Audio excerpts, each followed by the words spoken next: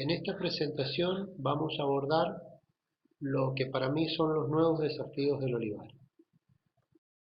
Para describir botánica y morfológicamente al olivo podemos decir que es un árbol de tamaño mediano que puede permanecer vivo y productivo durante muchos años, cientos de años, ¿no? Tiene un tronco de color grisáceo a verde grisáceo y una copa más bien redondeada. Las hojas son persistentes y pueden sobrevivir en la planta entre 2 y 3 años, aunque en algunos casos un poquito más. Son de bordes lisos y de una nervadura central bastante marcada. El fruto es más bien pequeño, es de forma elipsoidal o globosa, de 1 a 4 centímetros de longitud y de 0,6 a 2 centímetros de diámetro. Esto obviamente varía de acuerdo a la variedad. Hay variedades de frutos más bien pequeños, como puede ser arbequina o coroneiki, y otras de frutos más grandes, como puede ser, por ejemplo, gordal sevillana o ascolano.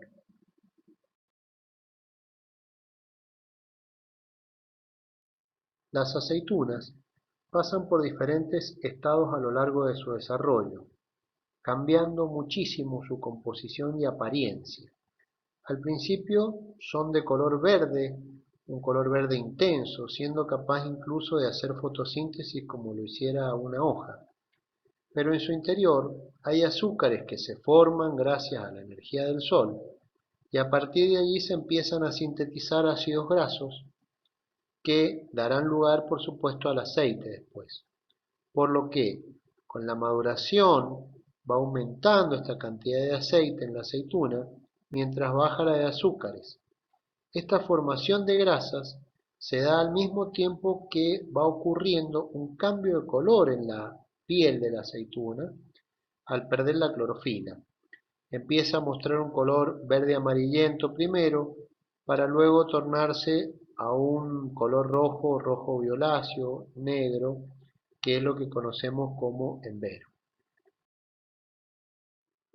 Es importante antes de comenzar con las labores culturales y la gestión del cultivo, recordar el concepto de sistema. El cultivo está dentro de un sistema productivo y un sistema es un objeto complejo cuyas partes o componentes se relacionan con al menos alguno de los demás componentes. Para dar un ejemplo, uno puede regar, por ejemplo, muy bien, pero si la poda no es adecuada, la fertilización no es adecuada, por nombrar algunas labores obviamente, va en desmedro del sistema y de la capacidad productiva óptima del cultivo. Si hiciéramos un listado de las labores culturales para gestionar un olivar, podríamos decir que están basadas en el riego, en la poda, en un control integrado de plagas y enfermedades, en hacer algunos desbrotes, hacer aplicación de herbicidas, la fertilización y fundamentalmente la cosecha.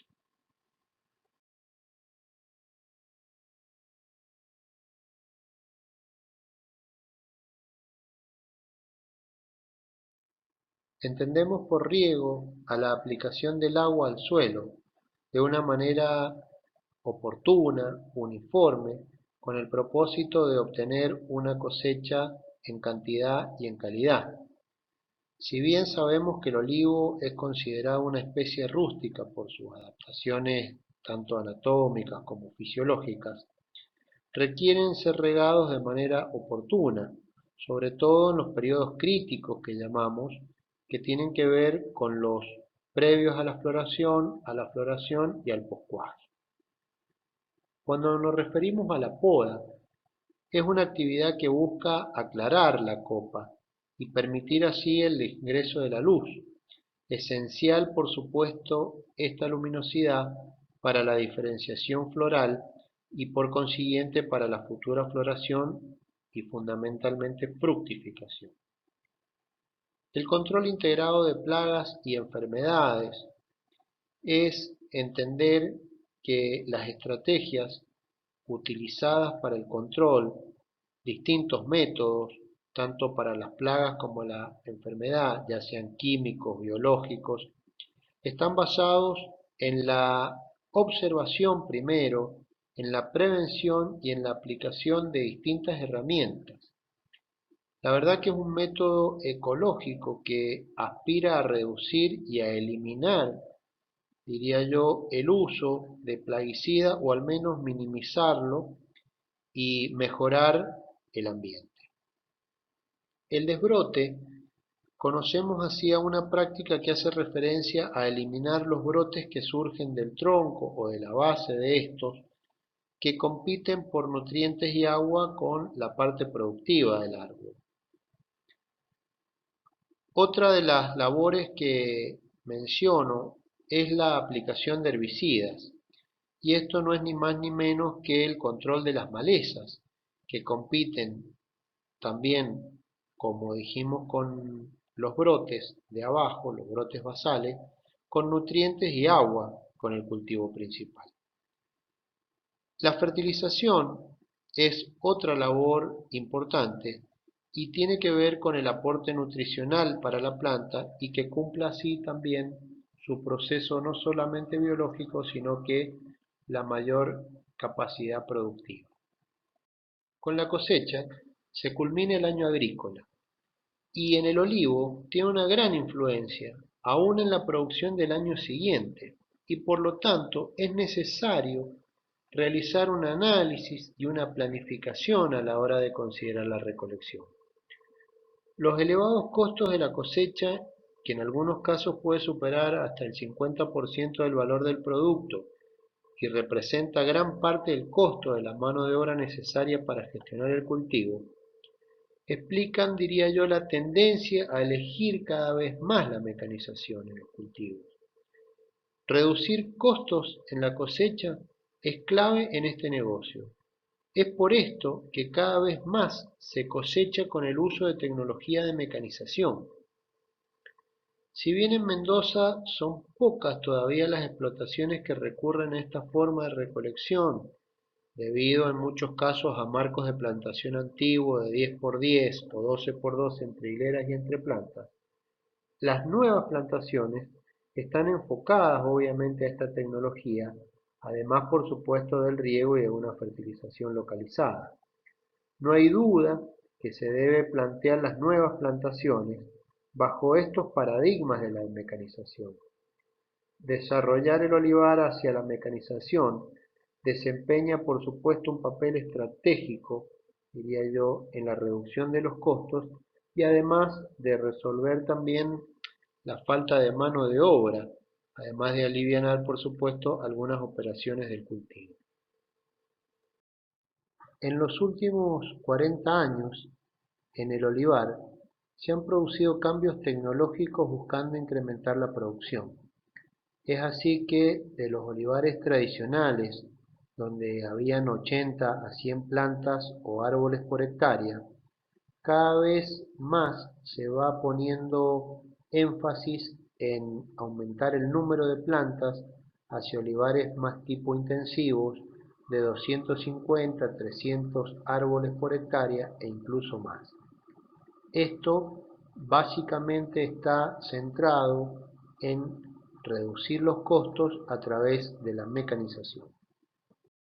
Cuando pensamos en un olivar intensivo, se debe ajustar muy bien las densidades de plantación, porque tenemos que tener en cuenta los factores ambientales, principalmente de temperaturas, y de los suelos, haciendo específicamente más foco en lo que hace a la fertilidad de los suelos, a la profundidad de estos, porque plantaciones del tipo intensivas, con variedades que tienden a ser vigorosas en suelos profundos y con disponibilidad de agua, tienen un crecimiento realmente muy importante.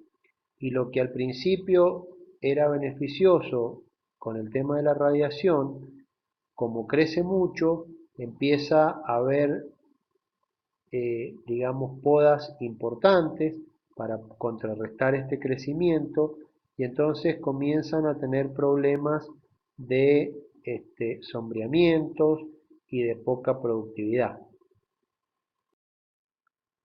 Cuando pensamos en mecanizar la cosecha en un olivar intensivo, Como podemos apreciar en las imágenes, la imagen de la izquierda se puede ver lienzos en el piso y un vibrador de tronco y personas o colaboradores que ayudan o con el apaleo o con peines que van dejando caer la aceituna junto con la vibración que produce el tractor sobre la planta, ¿verdad?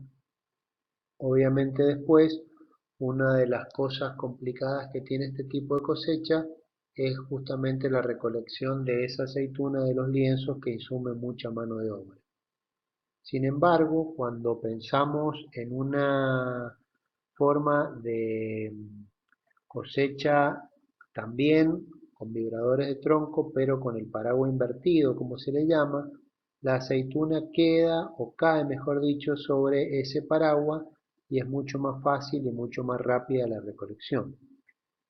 Si vamos a utilizar el sistema de vibradores de tronco solamente, como mínimo debería tener aproximadamente unos 7 metros de distancia entre hileras. Ahora, si la idea es trabajar con vibradores de tronco con paraguas invertido, al menos deberían tener 8 metros de distancia entre hileras. Estas son distancias bastante mínimas, diría yo, para que pueda entrar la maquinaria a cosechar. La maquinaria que se aprecia es una Colossus.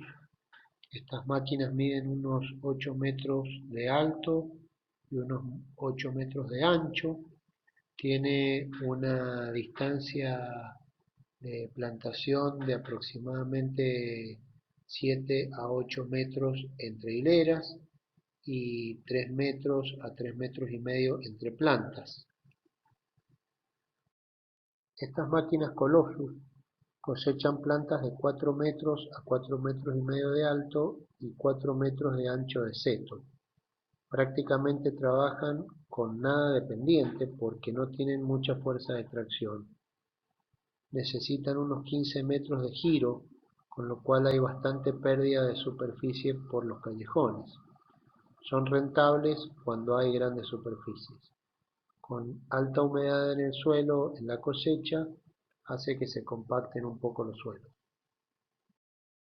Con la aparición de los setos se pasó de 100 a prácticamente 400, 500 o hasta 1500 o 2000 plantas por hectárea, depende qué tipo de setos se hiciera. En Argentina la verdad que se respetan más o menos 3 modelos. El del olivar tradicional, con 80 a 100 plantas por hectárea, en general son plantaciones previas a los años 90, son plantas mayores a 30 a 40 años de edad y plantas que pueden tener entre 8 y 9 metros de altura, con un ancho también más o menos de esa cantidad de metros. Luego, el olivar intensivo o el modelo intensivo, que tiene alrededor de unas 300 plantas por hectárea, ya se mecaniza con vibradores de tronco. En general son plantas con un solo eje, con un despeje del suelo libre de unos 70 a 80 centímetros del suelo. Y por último, los setos, que pueden ser para cosechas ya continuas, ya sean con máquinas Colossus, grandes máquinas cosechadoras, o las del tipo vendimiadora. Se llaman olivares superintensivos porque tienen densidades de plantación que superan las 1000 plantas por hectárea. Se hizo un salto de las 300 plantas a 1000 o hasta 1500 y hasta 2000 plantas. La ventaja es que permite la recolección mecánica y continua. Este tipo de cultivo surge en España, viendo la falta de mano de obra especializada y que había que de alguna manera mecanizar el olivar. Al utilizar altas densidades, tengo un mejor uso de la superficie y una ventaja que es que con la máquina puedo cosechar cuando yo quiero la aceituna. Entonces elijo el mejor momento para hacerlo. A diferencia de que cuando dependo de la mano de obra, por ejemplo, de la gente, difícilmente pueda cosechar, por ejemplo, en Mendoza, antes de que termine la cosecha de uva. En general, tendemos a cosechas más bien tardías, justamente por ese tema aquí. Se basa en aumentar la densidad de la plantación y tener setos en una hilera continua y de esta forma aprovechar al máximo la superficie de la finca, una mayor radiación por superficie y tengo entonces productividades más altas por hectárea. En este caso, tiene una rápida entrada en producción, porque hay más planta por hectárea, es lo que conocemos como precocidad en fruticultura. Tiene altas producciones, porque hay mayor superficie expuesta a la radiación en general y se usan variedades que no son tan beceras. Esto es cuando hay alternancia, digamos, de producción. Tengo más estabilidad de la producción y con algunas máquinas, como por ejemplo la New Holland, puedo llegar a tener hasta un 95% de efectividad en la cosecha. Tengo alta calidad, por lo que comentamos de que la cosecha la hago en el momento oportuno y esto también hace que se bajen los costos de cosecha y se torne más rentable. Al mecanizar la cosecha y la poda, que también se hace, son las tareas más importantes que tengo, con lo cual la recuperación de la inversión es más rápida, hay menos riesgo de accidentes climáticos de cosecha por heladas, es más rápida y más fácil de escapar de estas. Puedo asegurarme así que el 100% de la producción es de altísima calidad para hacer un aceite extra virgen. Así como hay ventajas, también encontramos inconvenientes. Y en este caso es que tengo una mayor inversión en un comienzo por la plantación al tener más cantidad de plantas por hectárea. Yo diría que otra limitante es la elección varietal. En general, actualmente hay 4 o 5 variedades más adaptadas a este tipo de plantaciones en seto. Si en el ambiente elegido no cumple adecuadamente lo esperado en su desarrollo y fructificación, no tengo muchas alternativas varietales. Son variedades que producen más bien temprano y se controla bastante bien el vigor con la producción. Entonces son variedades bastante más estables productivamente a lo largo de los años. Las variedades más utilizadas para este tipo de setos son arbequina, arbozana, coroneiki, changlor real y chiquitita, que es una variedad obtenida en España, en Córdoba, en la Universidad de Córdoba, a través de un programa de mejoramiento de una cruza de arbequina por picual. Desde 1994 que prácticamente comenzó a hacerse estas plantaciones en seto, hasta una de las últimas datos que tenemos, del 2017 por Agromillora, que es un vivero que en realidad hace esto en función de la cantidad de plantas que vende, tienen calculado que alrededor de 200.000 hectáreas son las que están actualmente plantadas a nivel mundial, sabiendo que hay países tradicionales como España o Portugal, digamos, o Túnez, que vienen plantando desde la antigüedad, pero están reconvirtiendo su olivar a estas plantaciones en superintensivos y por supuesto todas las nuevas regiones.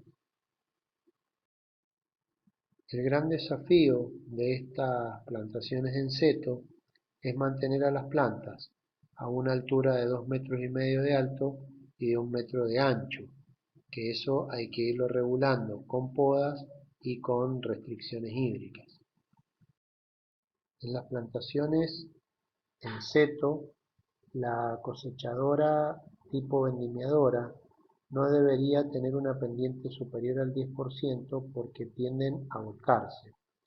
Se necesitan callejones de unos 8 metros de ancho para sus giros y la longitud máxima de las hileras no deberían superar los 200 metros porque las tolvas que llevan las máquinas pueden cargar alrededor de 2.000 kilos.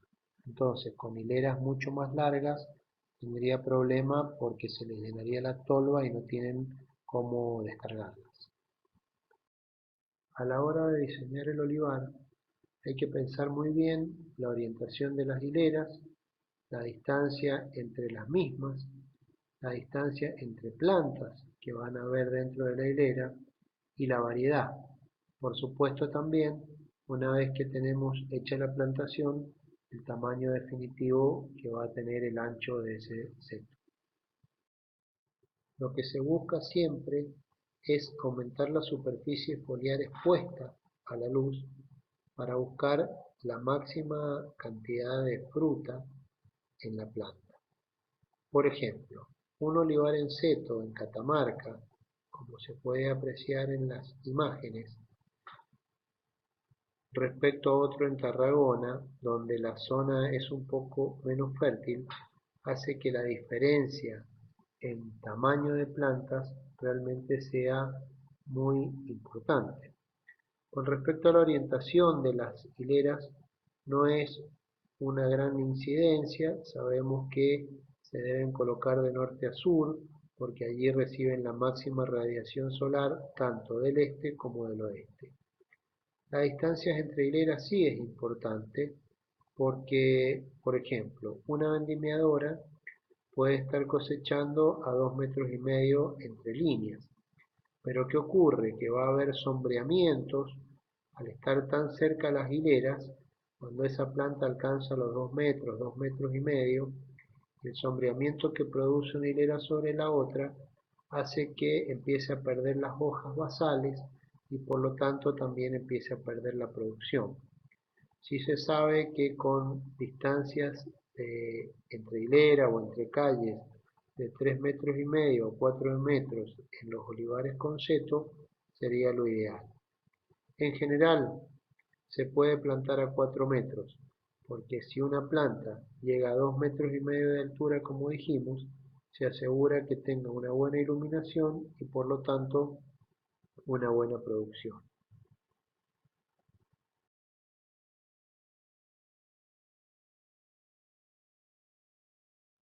A través de sus fortalezas, oportunidades, debilidades y amenazas, vamos a tratar de diagnosticar al sector olivícola.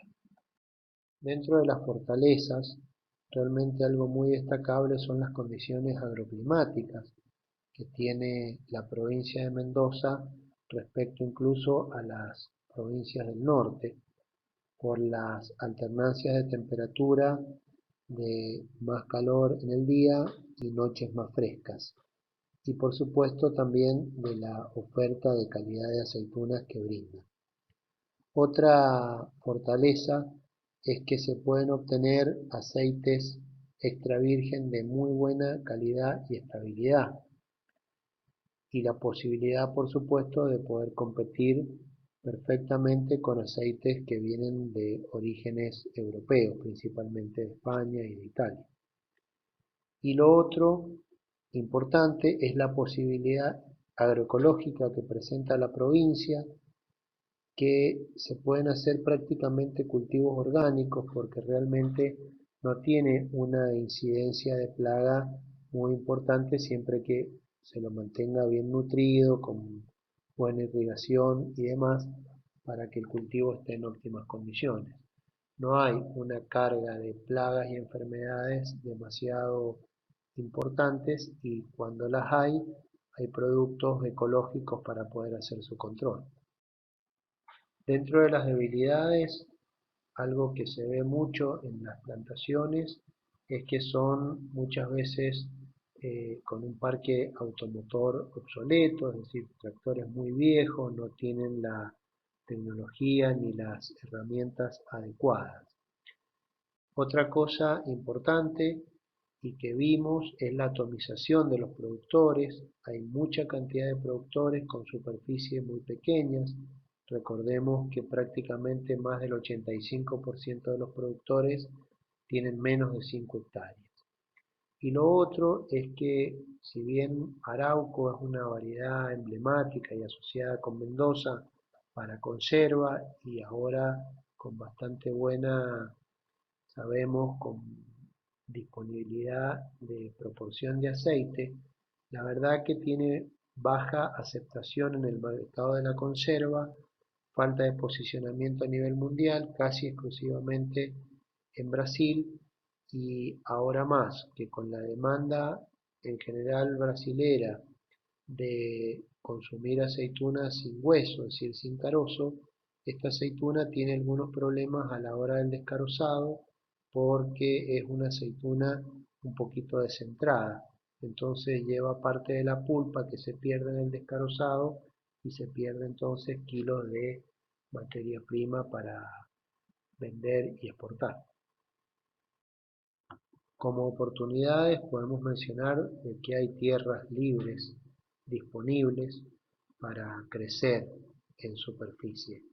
Estamos integrados al Consejo Oleícola Internacional, eso es muy importante porque ya dijimos que este Consejo Oleícola sirve también como representante y como promotor del consumo del aceite de oliva principalmente. Podemos también ver y mencionar como una oportunidad que está muy afianzada la industria vitivinícola y dentro de los canales de los vinos podemos también utilizarlo para la distribución del aceite. De hecho, muchas bodegas tienen asociado su marca propia de aceite. Y desde luego que, como dijimos anteriormente, el ingreso a nuevos lugares, a nuevos sectores de venta a nivel internacional como productos orgánicos. Desde luego, como amenaza del sector, las grandes amenazas es que en general los consumidores de Argentina tienen una propensión alta, por una cuestión de precio también, a consumir aceites de semilla. Por supuesto también las contingencias climáticas que hemos ido mencionando a lo largo de las charlas, que son las heladas, el granizo y el viento sonda. Y por último, también otra amenaza importante es el crecimiento que han habido de competidores directos, diría yo, como es Chile, es Perú, Uruguay y también Australia.